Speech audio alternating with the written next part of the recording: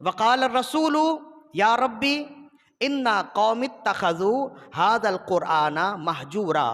مہجورا کا کی تفسیر مفسرین نے فرمائی متروکا، یعنی اے رب میری قوم نے قرآن کو چھوڑ دیا ہے۔ تو اللہ تعالیٰ نے اپنے حبیب صلی اللہ علیہ وسلم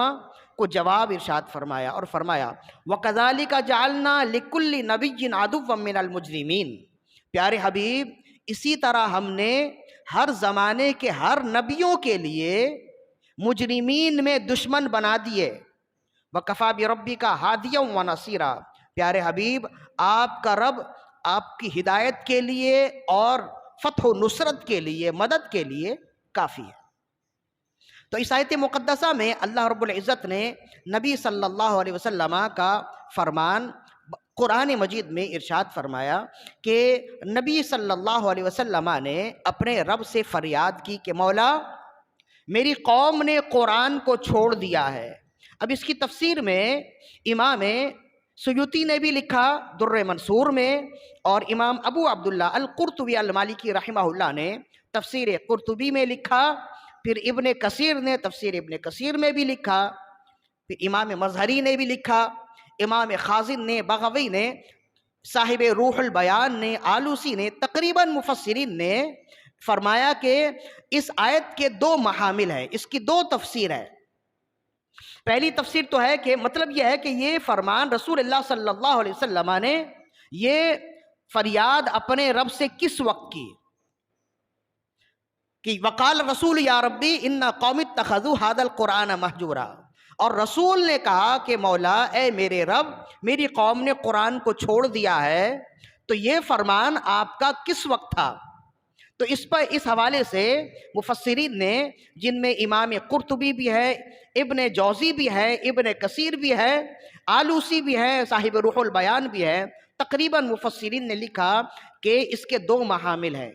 پہلا محل یہ ہے کہ جب نبی صلی اللہ علیہ وسلم نے نبوت کا اعلان فرمایا اور آپ نے ایک خدا کی بندگی کی دعوت دی اور اپنی رسالت کا اعلان فرمایا اور لوگوں کو اس بات کی تبلیغ فرمائی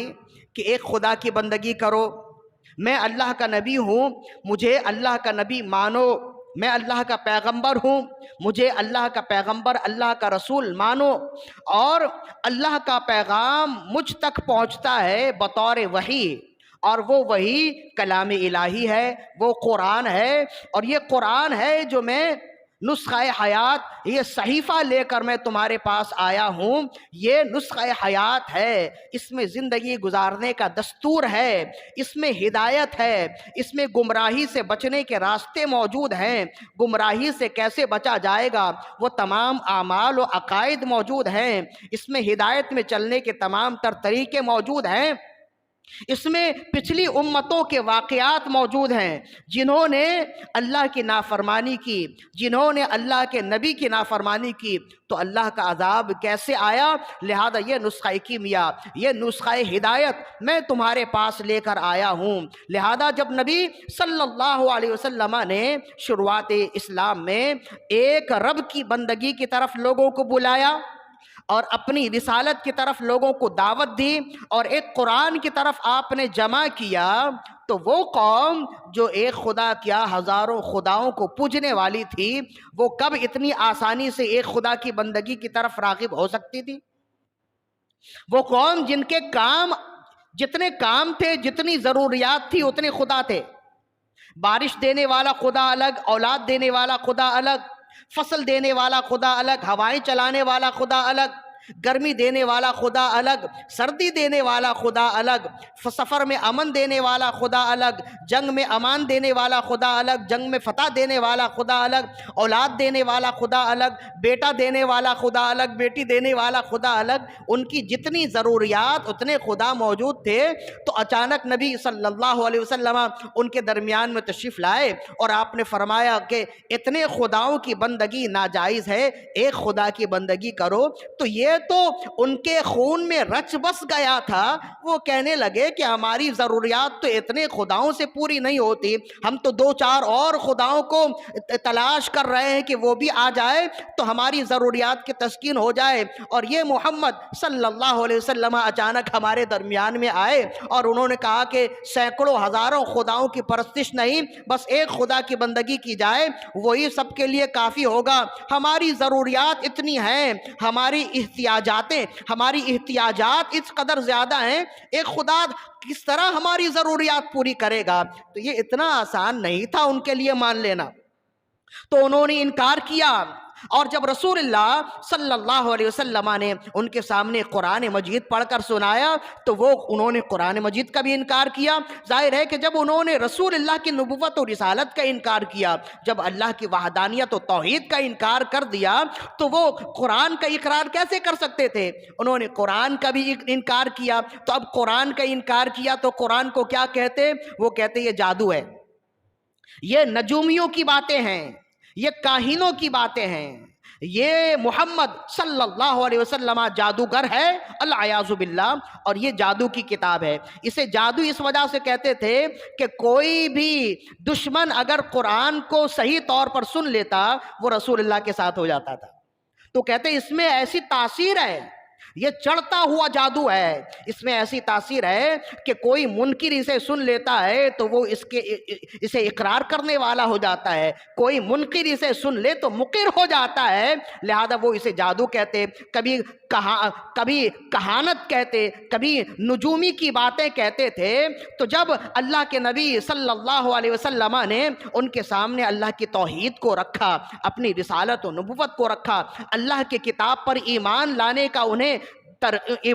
کی انہیں ترغیب دی، اور جب انہوں نے ان تمام تر باتوں کا انکار کیا تو رسول اللہ صلی اللہ علیہ وسلم اداس ہوئے اور آپ نے اپنے رب سے شکایت کی، التجا کی، مولا میں تو انہیں گمراہی سے ہدایت کی جانب لانا چاہتا ہوں، میں تو سینکڑوں خداؤں کے بارگاہ میں ذلت کے ساتھ سر جھکانے سے اٹھا کر عزت کے ساتھ ایک رب کی بارگاہ میں سجدہ ریز ہونے کی انہیں دعوت دیتا ہوں، میں تو اپنی تبلیغ و رسالت و نبوت کی انہیں دعوت دیتا ہوں، میں تو انہیں تمام تر باتوں سے ہٹا کر ایک کلام کی دعوت دیتا ہوں مولا، لیکن میری قوم ماننے والی نہیں ہے، لہذا مولا انہوں نے تیری توحید کو بھی انکار کر دیا، میری رسالت و نبوت کا بھی انکار کیا، اور مجھ پر اترنے والی تیری کتاب، تیرے کلام کا بھی انکار کیا۔ اس وقت رسول اللہ صلی اللہ علیہ وسلم نے یہ آیت ارشاد، اس وقت رسول اللہ صلی اللہ علیہ وسلم نے اپنے رب سے یہ التجا کی جس کو قرآنی صورت میں اللہ تعالیٰ نے بیان کیا، وقال الرسول یا ربی ان قوم اتخذوا ھذا القرآن مہجورا، اور رسول نے کہا کہ اے میرے رب میری قوم نے قرآن کو چھوڑ دیا ہے۔ تو اس وقت کی بات ہے، یعنی اس کا ایک محل یہ ہے کہ جب رسول اللہ صلی اللہ علیہ وسلم نے نبوت و رسالت کے اعلان تبلیغ کا آغاز کیا، اس وقت جب لوگوں نے قرآن کا انکار کیا، اللہ کی توحید اور رسول اللہ کی نبوت و رسالت کا انکار کیا، اس وقت رسول اللہ نے اپنے رب سے فریاد کی اور کہا کہ مولا ان قوم اتخذوا ھذا القرآن مہجورا، اے میرے رب میری اس قوم نے اس قرآن کو چھوڑ دیا۔ تو اللہ تعالیٰ نے تسلی دیتے ہوئے ارشاد فرمایا، پیارے حبیب یہ کوئی نئی بات نہیں ہے، آپ خاطر کبیدہ نہ ہوں، آپ دل جو چھوٹا نہ کریں، یہ کوئی نئی بات نہیں ہے، ہر زمانے میں جب بھی انبیاء کرام آتے رہے تو انبیاء کرام کی قوم اتنی آسانی سے ان کے ساتھ شامل نہیں ہونے والی تھی، ہر زمانے کے تمام زمانے میں انبیاء کرام کے ساتھ یہی برتاؤ کیا گیا ہے۔ پیارے حبیب آپ بھی تسلی رکھیے، جیسے اس زمانے کے انبیاء کرام میں سے بعض جنہیں اللہ نے ہدایت دی وہ اس نبی کے ساتھ ہو گئے، اسی طرح اللہ جن کی قسمت میں ہدایت کو لکھ دے گا، اللہ تعالیٰ جن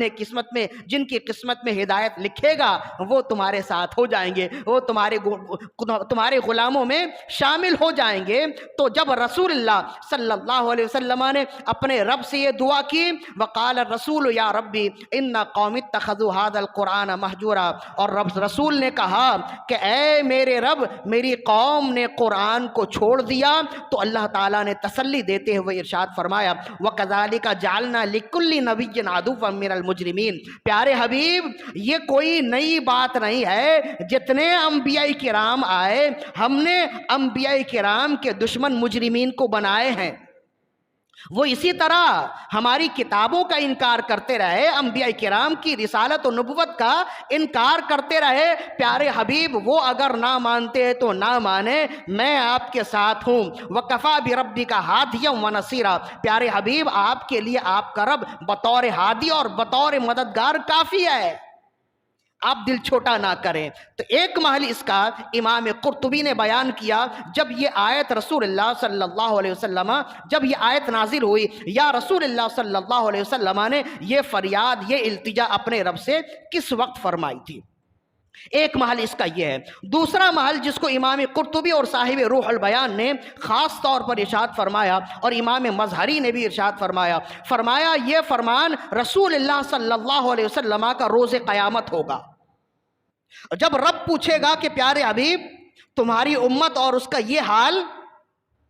تو اس وقت رسول اللہ صلی اللہ علیہ وسلم ارشاد فرمائیں گے، اپنے رب کی بارگاہ میں التجا فرمائیں گے، وقال الرسول یا ربی ان قوم اتخذوا هذا القرآن مہجورا۔ مولا میری امت کا حال اس وجہ سے بگڑ گیا کہ میری امت نے قرآن کو چھوڑ دیا تھا۔ تو صاحب روح البیان فرماتے ہیں اس کا ایک محل تو یہ ہے کہ یہ آغاز اسلام میں رسول اللہ نے فرمایا، اور اس کا دوسرا محل یہ ہے کہ یہ فرمان رسول اللہ صلی اللہ علیہ وسلم کی یہ التجا قیامت کے دن ہوگی، جب رب عز و جل اپنے حبیب سے پوچھے گا پیارے حبیب تمہاری امت کا یہ حال، تو رسول اللہ صلی اللہ علیہ وسلم فرمائیں گے، عرض کریں گے مولا انہیں بخش دے، اس لیے کہ میری قوم نے قرآن کو چھوڑ دیا تھا، اس وجہ سے ان کا حال بدحال ہو گیا۔ اب یہاں آ کر صاحب روح البیان فرماتے ہیں کہ اگرچہ یہ آیت مشرکین مکہ کے لیے، کافرین کے لیے اتری ہے، اور اس سے مراد چھوڑ دینے سے مراد قرآن کا انکار کرنا ہے، قرآن کو نہ ماننا ہے، قرآن کو بطور اللہ کی کتاب نہ ماننا ہے، یعنی متروک سے مراد یہ وہ لوگ ہیں جنہوں نے قرآن کا انکار کیا، قرآن پر ایمان نہ لائے، اس سے مراد وہ لوگ ہیں۔ لیکن اس کے باوجود صاحب روح البیان اور امام العالوسی فرماتے ہیں اس کے باوجود مسلمانوں کو بھی ڈر جانا چاہیے کہ کہیں ایسا نہ ہو کہ وہ بھی قرآن چھوڑنے والوں میں شمار کر دیا جائے۔ صاحب روح البیان اس آیت پر آ کر فرماتے ہیں کہ فیہ تمہید فیہ تلویح بأن حق المؤمن ان تعاہد لقراءۃ القرآن۔ اس آیت میں اس بات کی طرف اشارہ ہے، مومنین کو تاکید کی گئی ہے اس آیت میں، فیہ تمہید فیہ تاکید للمؤمن، اس آیت میں مومنین کو تاکید کی گئی ہے، بأن حق المؤمن، اس لیے کہ مومن کا حق یہ ہے ان تعاہد لقراءۃ القرآن کل یوم و لیلۃ کی لا یندرجا تحت ظاہر النص الکریم۔ فرمائی اس آیت مقدسہ میں مومنین کو تنبیہ کی گئی ہے اور بتایا گیا ہے کہ مومنین کو چاہیے کہ اپنی زندگی میں صبح اور شام کثرت سے تلاوت قرآن مجید کرتے رہیں، تاکہ قرآن مجید کی اس آیت کے تحت وہ شامل نہ ہوں۔ اور جو شخص کثرت سے قرآن مجید کی تلاوت نہیں کرنے والا ہے، اگرچہ یہ آیت مشرکین کے لیے ہے، لیکن کسی نہ کسی طرح سے وہ بھی اس آیت میں شامل ہے، وہ بھی قرآن مجید کو چھوڑنے والا ہوگا۔ تو کتنی بڑی وعید ہے ان لوگوں کے لیے جن کی زندگی میں تمام تر کاموں کے لیے وقت ہے، اگر وقت نہیں ہے تو قرآن پڑھنے کے لیے وقت نہیں ہے۔ ہاں ایک بہانہ ہوتا ہے، زندگی گزر گئی، بچپن میں ہم نے بڑی مصروفیات کے دور گزارے، قرآن پڑھ نہ سکے، اس وجہ سے اب تو پڑھنا آتا نہیں ہے، اب کیسے پڑھیں؟ تو یہ یاد رکھیے یہ جدید دور ہے، قرآن پڑھنے والے پہلے تو ایک پڑھانے والا تھا، اب اگر آپ انٹرنیٹ پر جائیں سینکڑوں قرآن پڑھانے والے آپ کے ساتھ ہیں۔ نئے جو مسلمان ہوتے ہیں، غیر مسلم جو مسلمان ہوتے ہیں، اب وہ اوروں سے کم سیکھتے ہیں، گوگل سے زیادہ سیکھ لیتے ہیں، یوٹیوب سے نماز پڑھنے کا طریقہ سیکھ لیتے ہیں، طہارت کے طریقے سیکھ لیتے ہیں، وضو کے فرائض، تمام تر چیزیں سوشل میڈیا میں موجود ہے، انٹرنیٹ میں موجود ہے۔ اب یہ بہانہ نہیں ہے کہ بچپن میں ہم نے قرآن نہیں پڑھا تو اب ہم قرآن کیسے پڑھیں؟ ہر طرح سے پڑھنا ہے۔ بات ترجیح کی ہوتی ہے، اگر ہم سیکھنے میں آئیں تو بہت کچھ سیکھ جاتے ہیں، اور اگر اس کو ترجیح نہ دیں تو زندگی گزر جائے، قرآن ہم نہ پڑھ سکے۔ تو یہ اس آیت مقدسہ میں ہمارے لیے تنبیہ ہے، اور بہت حد تک تاکید ہے اور ڈرانے کی بات ہے کہ کہیں قرآن کو چھوڑنے والے ہم نہ ہو جائیں، کہ قرآن کہیں ایسا نہ ہو کہ قیامت کے دن رسول اللہ صلی اللہ علیہ وسلم ہمارے بارے میں بھی اپنے رب سے شکایت کرے کہ مولا یہ لوگ تھے، انہوں نے قرآن کو چھوڑ دیا تھا، میں ان کے پاس تیری امانت دے کر آیا تھا، یہ امانتوں کے امین کیا ہوتے، انہوں نے تو قرآن کو ہی چھوڑ دیا تھا۔ اگر ایسا ہو گیا تو پھر یاد رکھیے کہ پھر کوئی شفاعت کرنے والا نہیں ہوگا۔ لہذا ڈر جائیے، اور اپنی زندگی میں جیسے اور کاموں کے لیے وقت نکالتے ہیں، قرآن پڑھنے کے لیے وقت نکالنا ضروری ہے۔ اگر آپ کی زندگی میں قرآن کی تلاوت نہیں ہے تو یاد رکھیے کہ آپ کی زندگی بیکار ہے، کچھ بھی نہیں ہے۔ اسی آیت کے تحت امام آلوسی نے بھی لکھا، اور صاحب روح البیان نے لکھا، امام ثعلبی نے لکھا، امام قرطبی نے لکھا، چاروں مفسرین اعظام نے لکھا، حضرت انس بن مالک رضی اللہ عنہ سے یہ حدیث روایت ہے، ان انس بن مالک رضی اللہ عنہ قال قال رسول اللہ صلی اللہ علیہ وسلم، انس بن مالک رضی اللہ عنہ فرماتے ہیں کہ رسول اللہ صلی اللہ علیہ وآلہ وسلم نے ارشاد فرمایا، من تعلم القرآن وعلق مصحفہ لم یتعاہد ولم ینظر فیہ، جو شخص قرآن کی تلاوت سیکھے، جو قرآن پڑھنا سیکھ لے، اس کے بعد قرآن کو اٹھا کر طاق میں رکھ دے، لم یتعاہد ولم ینظر فیہ، وہ نہ اسے پڑھے اور نہ ہی اس کی طرف دیکھے، جاء یوم القیامہ متعلقا بہ، تو قیامت کے دن جب وہ آئے گا تو قرآن بھی اس کے ساتھ آئے گا۔ فرمایا جب وہ قیامت کے دن آئے گا تو قرآن اس کا ہاتھ تھامے رب کی بارگاہ میں آئے گا، وقال ویقول القرآن، اور قرآن رب کی بارگاہ میں عرض کرے گا، یا رب العالمین ان عبدک ھذا اتخذنی مہجورا، اے رب عالمین، اے مولائے کائنات، اے رب ذوالجلال، تیرے اس بندے نے مجھے چھوڑ دیا تھا، فقدی بینی و بینہ، لہذا آج اس نے مجھے دنیا میں چھوڑ دیا، لہذا آج میں اس کے خلاف فیصلہ چاہتا ہوں، مولا اب میرے اور اس کے درمیان میں فیصلہ کر دے۔ تو یاد رکھیے جس کے خلاف قرآن کھڑا ہو جائے پھر اس کے بارے میں کوئی نہیں آ سکتا۔ قرآن رب کا کلام ہے، رب کی صفت ہے، جس کے خلاف قرآن آ جائے تو پھر کوئی اسے بچانے والا نہیں ہوگا۔ کیسی سخت وعید ہے اس حدیث میں، ہر اس شخص کے لیے ہے کہ جو قرآن جانتا ہے، لیکن کیسی خوبصورت کیسی بات ہے اس میں، فرمائے من تعلم القرآن وعلق مصحفہ، جو شخص قرآن جانتا ہے اور جاننے کے باوجود اس نے اسے رکھ دیا، علق مصحفہ، اونچی جگہ رکھ دیا، لم یتعاہد ولم ینظر فیہ، اس کی زندگی میں اتنا وقت ہی نہیں ہے کہ وہ قرآن پڑھے، اور نہ ہی کبھی قرآن کی طرف دیکھنے کے لیے وقت نکلا، نہ اس نے قرآن پڑھا اور نہ ہی قرآن کو دیکھا۔ جب یہ قیامت کے دن آئے گا، جاء یوم القیامت متعلقا بہ، جب وہ قیامت کے دن آئے گا تو تنہا نہیں آئے گا بلکہ قرآن اس کے ساتھ آئے گا، اور قرآن اس کے خلاف کھڑا ہو جائے گا اور اپنے رب کی بارگاہ میں شکایت کرے گا، ویقول، اور قرآن کہے گا کہ یا رب العالمین ان عبدک ھذا اتخذنی مہجورا، اے رب العالمین تیرے اس بندے نے مجھے چھوڑ دیا تھا، فقدی بینی و بینہ، آج میرے اور اس کے درمیان میں فیصلہ کر دے۔ تو فیصلہ وہی ہوگا، رب فرمائے گا قیامت کے دن کہ دنیا میں تم نے میرے کلام کو چھوڑ دیا، آج تم میری رحمت سے مایوس ہو۔ صحیح مسلم کی حدیث ہے کہ رسول اللہ صلی اللہ علیہ وسلم نے ارشاد فرمایا قرآن سے محبت بھی کرو اور قرآن سے ڈرو، فَإِنَّهُ حُجَّةٌ لَكَ أَوْ عَلَيْكَ، اس لیے کہ قرآن یا تو تمہارے لیے گواہی دے گا یا تمہارے خلاف گواہی دے گا۔ اس سے ڈرو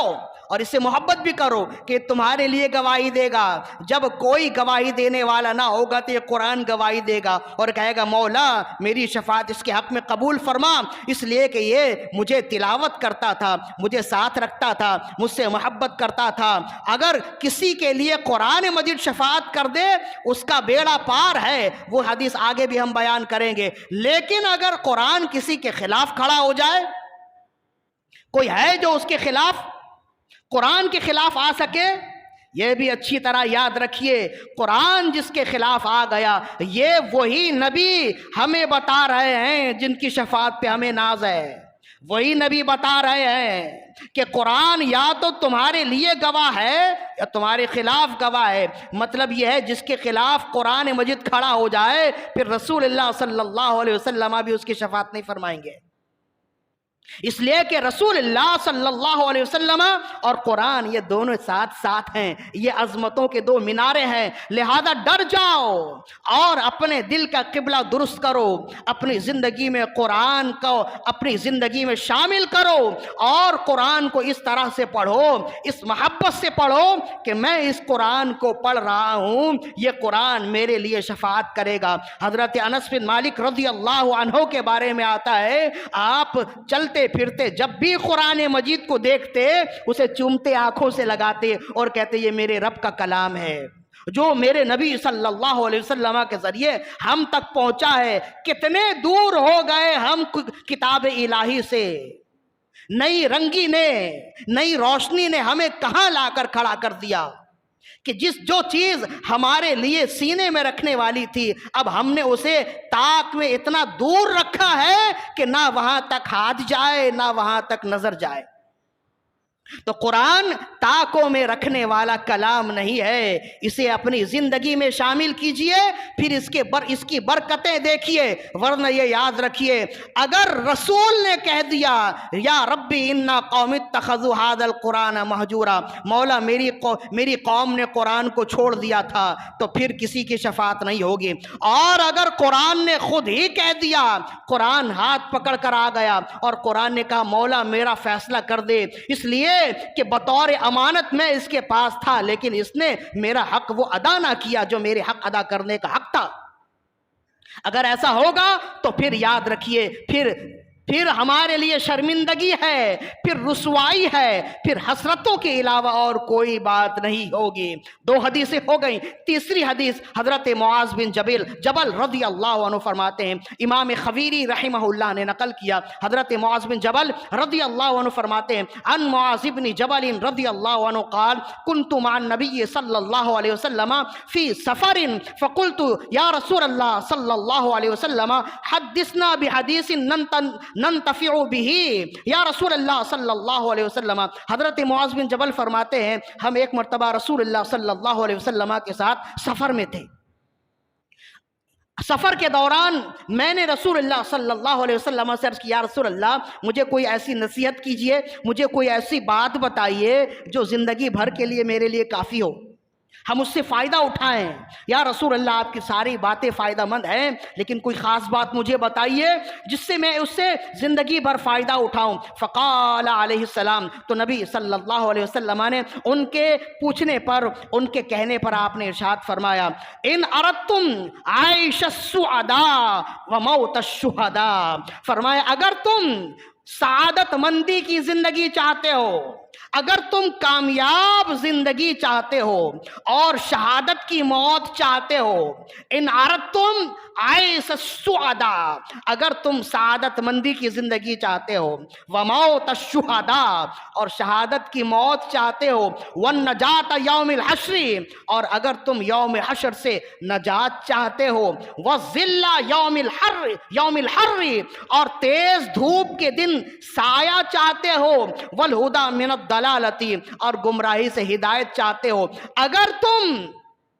سعادت مندی کی زندگی چاہتے ہو، اگر تم شہادت کی موت چاہتے ہو، اگر تم آخرت سے نجات چاہتے ہو، حشر سے نجات چاہتے ہو، اگر تم سخت دھوپ میں سایہ چاہتے ہو، اگر تم ہدایت چاہتے ہو، فرمایا اگر تم یہ چاہتے ہو فَأَدِيمُوا قِرَاءَةَ الْقُرْآنِ، تو ہمیشہ قرآن کی تلاوت کرتے رہو، ہمیشہ قرآن کی تلاوت کرتے رہو گے، سعادت مندی کی کامیاب زندگی گزارو گے۔ ہمیشہ قرآن کی تلاوت کرتے رہو گے، شہادت کی موت ملے گی۔ ہمیشہ قرآن کی تلاوت کرتے رہو گے، حشر میں تمہارے لیے آسودہ حالی ہوگی، حشر میں تمہارے لیے آسانیاں ہوں گی۔ ہمیشہ قرآن کی تلاوت کرتے رہو گے اور لوگ حشر کے دن دھوپ میں ہوں گے، جل رہے ہوں گے، تمہارے لیے رب کا عرش کا سایہ ہوگا۔ فرمایا ادیموا قراءۃ القرآن، اگر تم یہ ساری نعمتیں چاہتے ہو، یہ ساری برکتیں سعادتیں چاہتے ہو، ہمیشہ ہمیشہ قرآن کی تلاوت کرو۔ فرمائے فإنہ کلام الرحمن، اس لیے کہ یہ رحمان کا کلام ہے، رحمان کا فرمان ہے۔ وحصن من الشیطان، اور اس سے دو باتیں ہوں گی، ایک تو آخرت میں تمہارے لیے کامیابی، دوسری دنیا میں تمہارے لیے کامیابی، اور تیسری تمہاری موت کے وقت شہادت کی موت تمہیں ملے گی، اور سب سے بڑھ کر یہ ہے کہ دنیا و آخرت میں تم جب تک رہو گے شیطان سے محفوظ رہو گے۔ حصن من الشیطان، یہ شیطان کے لیے تمہارے لیے قلعہ ہے، یہ ایسا قلعہ ہے کہ اس قلعے کے اندر اور لوگ تو آ سکتے ہیں، شیطان نہیں آ سکتا ہے۔ وَرُجْحَانٌ فِي الْمِيزَانِ، اور پھر آگے جا کر جب تمہارے نامہ اعمال میزان میں تولے جائیں گے، قرأت قرآن اور قرآن سے بھاری کوئی چیز نہیں ہوگی۔ تمہارے نامہ اعمال میں سب سے وزنی چیز یہ ہوگی، تمہارے نامہ اعمال میں وزن زیادہ ہو جائے گا، اور جس کی نیکیوں کا وزن زیادہ ہوگا وہ بہرحال اللہ کی رحمتوں میں ہوگا، اللہ کی رضا میں ہوگا، رحمت و رضوان میں ہوگا، جنتوں میں ہوگا۔ تو جب رسول اللہ صلی اللہ علیہ وسلم سے معاذ بن جبل رضی اللہ عنہ نے فرمایا، عرض کی یا رسول اللہ مجھے کوئی ایسا فرمان بتائیے جو زندگی بھر میرے لیے نفع بخش ہو، تو آپ نے 4-5 باتیں نہیں ارشاد فرمائی، فرمایا فقط تلاوت قرآن کرتے رہو، قرآن کی کثرت کرتے رہو، تلاوت قرآن کی کثرت کرتے رہو۔ کیا مطلب ہے؟ نماز روزے کا آپ نے حکم نہیں دیا، مطلب یہ ہے کہ جب تم قرآن کی تلاوت کرتے رہو گے، اس کی برکت سے فرض نمازیں بھی ہو جائیں گی، اس کی برکت سے سارے اعمال خود بخود ہو جائیں گے۔ کیوں؟ آپ نے اشارہ دیا، فرمایا قرآن کی تلاوت کرنے والا شیطان سے محفوظ رہتا ہے، جو شیطان سے محفوظ ہوگا وہ نماز بھی خود بخود پڑھ لے گا، قرات بھی خود بخود کر لے گا، ذکر و اذکار بھی کرنے والا ہوگا، روزوں کا اہتمام بھی کرنے والا ہوگا۔ سارے کام رکتے ہیں شیطان کی وجہ سے نا، اور جب قرآن کی تلاوت سے شیطان ہی قید ہو گیا، جب قرآن کی برکت سے شیطان ہی آپ کے قریب نہ آ سکے، تو رحمان کے کام خود بخود ہو جائیں گے۔ مطلب یہ ہے کہ جو قرآن کی تلاوت کرنے والا ہوگا، سعادت مندی، ساری دنیا کامیاب زندگی کے لیے بھاگ رہی ہے، ساری دنیا کامیابی کے لیے بھاگ رہی ہے کہ کوئی ایسا کام ہو جائے جس سے اسے کامیابی مل جائے، دنیا میں کامیابی مل جائے، ڈھیر سارے پیسے مل جائیں، ترقیاں مل جائیں، منزلیں مل جائیں، ساری دنیا کامیابی کے پیچھے بھاگ رہی ہے۔ اور رسول اللہ صلی اللہ علیہ وسلم نے 2 لفظوں میں ارشاد فرمایا کہ ان اردتم عیش السعداء، اگر تم کامیاب زندگی چاہتے ہو، ادیموا قراءۃ القرآن، تو قرآن کی تلاوت کا اہتمام کرو، ہمیشہ قرآن کی تلاوت کرو، تمہاری زندگی اچھی ہو جائے گی، زندگی کامیاب ہو جائے گی۔ لہذا میرا پیغام یہی ہے، جب ہم نے سن لیا ہے کہ قرآن کی برکت یہ ہے کہ اس کی وجہ سے زندگی کامیاب ہو جاتی ہے، اس کی وجہ سے عام انسان بھی مرتا ہے تو شہادت کی موت اسے ملتی ہے، اس کی وجہ سے کوئی شخص اگر آخرت میں پہنچے، آخرت میں اس کے لیے امن و سلامتی کی بشارت ہے، اسی کی سبب سے اور لوگ دھوپ میں جل رہے ہوں گے، قرآن کا سایہ ہوگا، اسی کے سبب سے انسان شیطان سے محفوظ رہتا ہے، اور قرآن ہی کی برکت سے نامہ اعمال میں نیکیوں کا پلہ بھاری ہو جاتا ہے۔ جب ایسا ہے تو پھر کیوں قرآن کو چھوڑتے ہو؟ قرآن کی برکتیں جہاں زیادہ ہیں، وعیدیں بھی ہم بیان کر چکے۔ قرآن اگر پڑھو گے یہ ساری برکتیں ملیں گی جو میں نے گنوا دیے، اور اگر تم نے قرآن کو چھوڑا تو قیامت کے دن یہی قرآن تمہارا ہاتھ تھام کر رب کی بارگاہ میں آ جائے گا اور کہے گا مولا میرا فیصلہ کر دے، تیرے اس بندے نے مجھے چھوڑ دیا تھا۔ قرآن کہے گا کہ یا رب العالمین ان عبدک ھذا اتخذنی مہجورا فاقض بینی وبینہ، مولا مجھے اور اس کے درمیان میں فیصلہ کر دے، اس لیے کہ تیرے اس بندے نے مجھے چھوڑ دیا تھا۔ اور اللہ کی پناہ اگر قرآن کسی کے خلاف کھڑا ہو جائے تو پھر کوئی نہیں ہوگا بچانے والا۔ ڈر جائیے، اپنے دل کا قبلہ درست کیجئے اور ادھر ادھر بھٹکنے بہکنے کے بجائے ایک راستہ اپنائیے جو دین اسلام کا راستہ ہے۔ سادہ زندگی اپنائیے، جو میں نے پہلے بھی کہا، اپنی زندگی سے بیکار مصروفیات کو نکالیے، زیادہ وقت اللہ کے ذکر میں، عبادات میں، قرآن میں لگائیے۔ قرآن، یہ رسول اللہ صلی اللہ علیہ وسلم نے یہ ارشاد فرمایا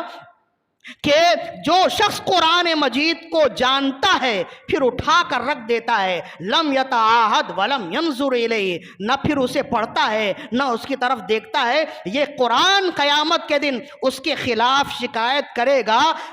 کثیر ایسے لوگ ہیں، دو چار نہیں ہیں، کثرت سے ایسے لوگ ہیں جن سے اگر پوچھا جائے قرآن پڑھنا کیا، سال میں ایک بار قرآن کو دیکھا بھی نہیں ہوگا۔ ہم ایسی غفلت میں ہیں، ہمیں شرم آتی ہے کہ اللہ کا کلام ہمارے سامنے ہے، پڑھنا تو الگ ہے۔ کثیر ایسے لوگ آپ کو ملیں گے جنہوں نے قرآن کو دیکھا بھی نہ ہوگا، کیا وہ بچ جائیں گے؟ کیا قرآن ان کے خلاف شکایت نہیں کرے گا؟ ڈر جائیے اور اپنے رب کی بارگاہ میں توبہ کیجئے، قرآن کی تلاوت کا اہتمام کیجئے، بھلے آہستہ آہستہ ایک ایک لفظ پڑھیے، ہلکے پڑھیے، بہت ضروری نہیں ہے کہ تیزی سے قرآن پڑھنے والے ہوں تبھی آپ کے لیے قرآن کا ثواب ہے۔ جو لوگ اٹک اٹک کے پڑھتے ہیں ان کے لیے تو مزید اور بشارتیں موجود ہیں۔ رسول اللہ نے فرمایا جو قرآن کا ماہر ہے وہ فرشتوں کے ساتھ ہوتا ہے، اور فرمائے لیکن جو اٹک اٹک کے قرآن پڑھتا ہے اسے دو ثواب ملتے ہیں، ایک قرآن پڑھنے کا اور ایک سختی برداشت کر کے پھر بھی قرآن پڑھتے رہنے کا۔ فرمائے جو قرآن اٹک اٹک کے پڑھتا ہے ماہر کے مقابلے میں اسے 2 اجر ملتا ہے۔ تو اس طرح اجر رب عز و جل ہمیں دے رہا ہے، قرآن کو نہ چھوڑیے، لیکن اس لیے کہ اگر خدا نہ خواستہ قرآن نے چھوڑ دیا تو پھر ہاتھ تھامنے والا کوئی نہیں ہوگا۔ ہم نے پہلے بھی کہا ایک ہی بہانہ ہوتا ہے، بچپن میں ہم نے مصروفیات میں گزار دیے، قرآن تو ہم پڑھ نہیں سکتے۔ بہت سارے وسائل اب موجود ہیں قرآن سیکھنے کے لیے۔ اب تو ایسا پین آیا ہوا ہے کہ وہ پین آپ قرآن کے کسی آیت میں رکھیں تو وہ پین تلاوت کر کے بتائے گا کہ یہ آیت کس انداز میں پڑھی جائے گی، اس آیت میں زبر کہاں ہے، زیر کہاں ہے، وہ پین آپ کو بتائے گا۔ اب تو آسان ہو گیا ہے، کسی استاد کو رکھنے کی ضرورت نہیں ہے، وہ آٹومیٹک وہ قرآن مجید لے لیں جسے ڈیجیٹل قرآن کہتے ہیں، ڈیجیٹل قرآن اور ڈیجیٹل پین کہتے ہیں۔ دعوت اسلامی نے بھی اسے اپنی محنت سے شائع کیا ہے، اپنے طریقے سے۔ اس پین میں ایک اسپیکر لگا ہوا ہے، وہ پین آپ قرآن مجید کے جس آیت پر رکھیں گے وہ پین پڑھ کر بتائے گا کہ اس آیت کا کیا معنی ہے، اس آیت کا تلفظ کیا ہے۔ ترجمہ چاہتے ہیں تو ترجمہ بتائے گا، تفسیر چاہتے ہیں تفسیر بتائے گا۔ اتنا آسان کر دیا گیا ہے۔ اب بھی اگر آپ قرآن مجید کی طرف نہ آئیں تو قصور آپ کا ہے، قرآن مجید کا یا کسی دوسرے کا نہیں ہے۔ تو میرا پیغام یہ ہے، خدا کے واسطے اپنے دل کی دنیا بدلیے اور افراتفری والی زندگی سے اپنے آپ کو نجات دیجئے اور قرآن کی طرف آئیے۔ قرآن اگر ہے تو سب کچھ ہے، قرآن نہیں ہے تو کچھ بھی نہیں ہے۔ امام صفوری امام ابن جوزی نے لکھا، کتنی خوبصورت بات لکھی ہے، فرمایا کہ 2 بھائی تھے۔ ابن جوزی نے لکھا، سچی بات لکھی ابن جوزی نے، صفت الصفوہ میں لکھا، فرمایا 2 بھائی تھے، شیخ صالح بن حسن اور علی بن حسن۔ صالح بن حسن اور علی بن حسن یہ دو بھائی ایک زمانے میں رہتے، بڑے نیک اور پرہیزگار تھے۔ والد کا انتقال ہو گیا تھا، والدہ بھی موجود تھی۔ دونوں بھائی اور ماں، یہ ان تینوں افراد کی قرآن مجید سے محبت ایسی تھی کہ تینوں نے یہ طے کیا ہوا تھا ہم تینوں مل کر ایک دن میں ایک قرآن ختم کریں گے۔ قرآن کے انہوں نے 3 حصے کر لیے، آسان ہے، 10 پارے کر لیے۔ تو کہتے ہیں کہ تینوں نے اپنی زندگی کا یہ مقصد بنایا ہوا تھا، روٹی وہ بھی کماتے تھے، کاروبار وہ بھی کرتے تھے، اپنے بچوں کی کفالت کا اہتمام ان کے ذمے بھی تھا، لیکن انہوں نے کیسے وقت نکال لیا۔ ان کے زمانے میں بھی 24 گھنٹے ہی ہوتے تھے، ان کی عمریں بھی ہماری طرح ہوتی تھی۔ بات یہ ہے کہ اگر ترجیح دی جائے، آپ کتنے بھی مصروف ہوں، اگر آپ کو بیت الخلا جانا ہو تو آپ نے جانا ہی ہوگا۔ ترجیح ہے نا، ترجیح اگر اس بات پر دی جائے تو وقت بہت زیادہ نکال سکتے ہیں۔ کہتے ہیں کہ ماں بیٹوں نے یہ طے کیا ہوا تھا کہ ہم روزانہ ایک قرآن ختم کریں گے، تینوں مل کر ایک قرآن ختم کرتے اور یہی سلسلہ چلتا رہتا۔ ایک وقت ایسا آیا کہ ماں کا انتقال ہو گیا۔ جب ماں کا وصال ہو گیا تو بھائی کہنے لگے کہ اب تو ہمارا ساتھ چھوٹ گیا والدہ سے، اب ہم کیا کریں؟ تو کہا کہ کوئی بات نہیں، ماں سے ساتھ چھوٹ گیا، قرآن سے تو ساتھ نہیں چھوٹنا چاہیے، تو اب ہم کیسے کریں؟ کہا کہ پہلے 3 حصے کرتے تھے، اب 2 حصے کریں گے۔ اب ہم روز آدھا قرآن روز ختم کریں گے۔ 15 پارے ایک بھائی پڑھتا اور 15 پارے ایک بھائی پڑھتے، یہی سلسلہ ان کا چلتا رہا۔ کہتے ہیں کہ زندگی بہرحال موت تو آنی ہے نا۔ ایک وقت آیا کہ بڑے بھائی کا بھی انتقال ہو گیا، حسن بن صالح کا بھی انتقال ہو گیا۔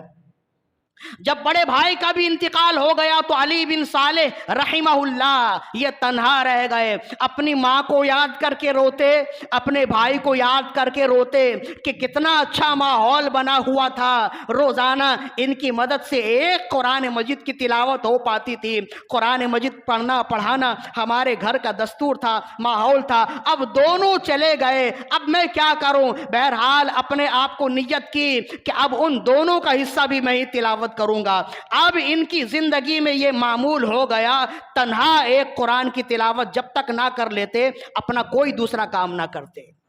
کھاتے وہ بھی تھے، اولادیں ان کی بھی تھیں۔ ہم کسی دوسرے کی بات نہیں کرتے، لیکن جب ہم اس طرح کے واقعات پڑھتے ہیں، اللہ کی عزت و جلال کی قسم ہمیں خود شرمندگی ہوتی ہے کہ ہمارے اکابرین نے کیسی خدمت کی ہے، کتنی عبادتیں کی ہیں، اور ہم کتنے نالائق ہو گئے۔ وہ ایک دن میں ایک قرآن ختم کریں، ہم سال میں بھی ایک قرآن ختم نہ کر پائیں، کتنی نالائکی ہے ہماری۔ اس کے باوجود اگر بات کی جائے تو بہت بڑے بڑے مسلمان موجود ہیں ہمارے ہاں۔ اللہ تعالیٰ ہمارے دعوے کو قائم رکھے، اللہ ہمارے ایمان کی سلامتی رکھے، لیکن پلے کچھ بھی نہیں ہے۔ دعویٰ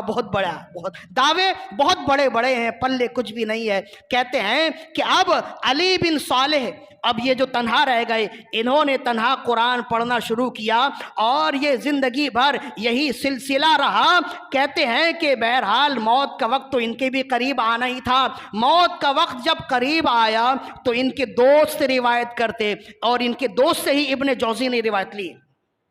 کہتے ہیں ان کے دوست کہتے ہیں کہ علی بن صالح کی موت کا وقت جب قریب آیا تو اس نے کہا، علی بن صالح نے کہا مجھے پیاس لگی ہے، پانی پلاؤ۔ دوست گیا، جیسے کہ موت کے وقت خاص لوگ قریب ہوتے ہیں نا، ساتھی قریب ہوتے ہیں۔ اللہ تعالیٰ ایسی موت ہمیں بھی نصیب کرے کہ آخر وقت میں اپنے لوگوں کا چہرہ دیکھیں، اپنے پیاروں کے ہاتھ سے کچھ 2 لقمہ، کچھ 2 گھونٹ پانی کا مل جائے، بڑی تسلی کی بات ہوتی ہے۔ ورنہ ایسے لوگ بھی اچانک ہی اس دنیا سے چلے جاتے ہیں کہ نہ انہوں نے آخر بار اپنے پیاروں کو دیکھا، اپنے بال بچوں کو دیکھا، نہ بھائی بہنوں کو دیکھا، نہ بیوی کو دیکھا، نہ ماں کو دیکھا، ایسے ہی چلے جاتے ہیں۔ یہ موت بڑی اچھی ہوتی ہے کہ ادھر سارے بچے موجود ہیں، بیوی موجود ہے، شریک حیات جس نے زندگی گزاری وہ بھی موجود ہے، بھائی موجود ہیں، دیگر احباب موجود ہیں، ایک ایک کر پانی پلا رہے ہیں، اور پانی پینے کے بعد وہ اپنی جان رب کے حوالے کرے، بڑی سعادت مندی ہوتی ہے۔ اللہ تعالیٰ اس طرح کی زندگی ہر ایک کو نصیب کرے۔ تو کہتے ہیں علی بن صالح کہ موت کا وقت جب قریب آیا، پیاس بہت لگتی ہے، پیاس رسول اللہ نے فرمایا کہ کل سمندر اور دریا کا پانی اسے پلا دیا جائے، اس کی پیاس نہیں بجھے گی، بہت پیاس لگتی ہے، بس اللہ ہی کرم فرمائے تو ایسے کرم ہو جاتے ہیں۔ کہا کہ علی بن صالح نے اپنے دوست سے کہا پیاس بہت لگی ہے، مجھے پانی پلاؤ۔ جب پانی لینے کے لیے پانی کا کٹورا لے کر آئے اور جب پوچھا کہ پانی، فرمایا ابھی تو میں پانی پی چکا ہوں، میں نے پانی تو پی لیا۔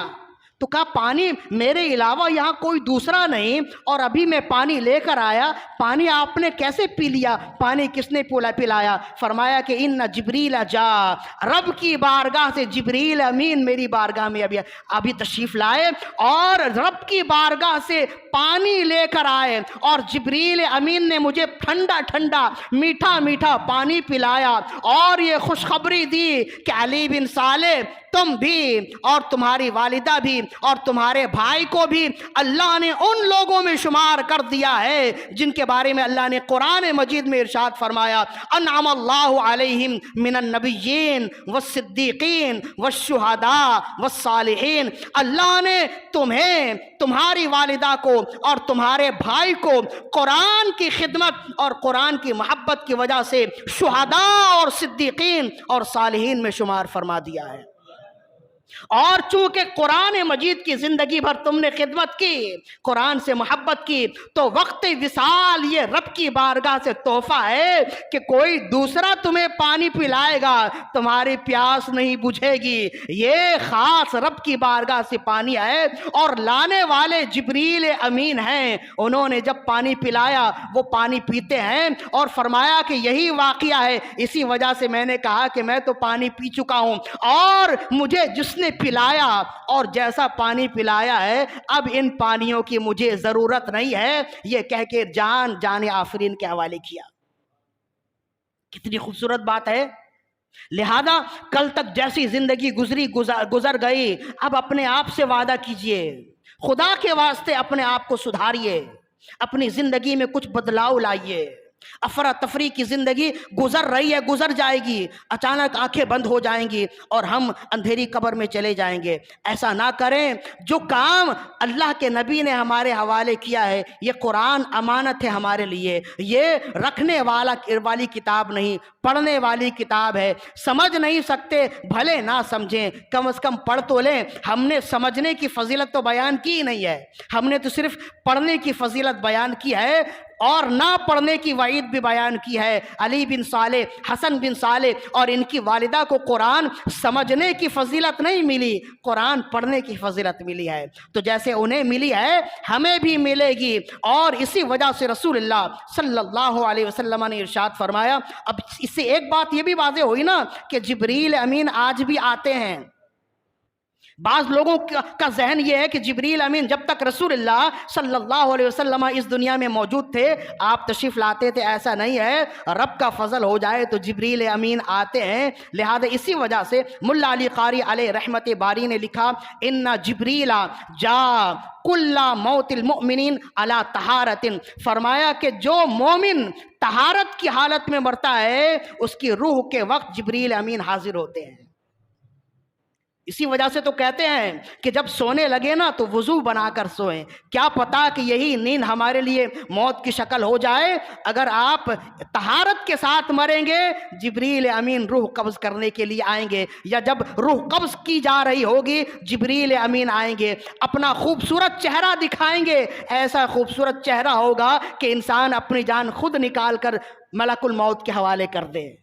تو یہ ساری فضیلتیں ہمیں موجود ہمارے پاس ہے نا، ہمیں بتائی گئی ہیں۔ لہذا میرا پیغام یہی ہے، یہ شعبان المعظم کا مہینہ، آئندہ آنے والا رمضان المبارک کا مہینہ ہے، ابھی سے اپنے دل کا قبلہ درست کیجئے، قرآن مجید سے اپنا تعلق جوڑیے۔ قرآن مجید اگر کسی کے لیے شفاعت کر دے تو پھر اس کا بیڑا پار ہے، لیکن اگر قرآن مجید کسی کے خلاف آ جائے تو پھر اس کے لیے کوئی بچانے والا نہیں ہوگا۔ جو حدیث میں نے بیان کر دی ہے، اللہ تعالیٰ سے دعا ہے کہ رب عز و جل ہماری دنیا بھی اچھی فرمائے، آخرت بھی اچھی فرمائے۔ وما علینا الا البلاغ المبین۔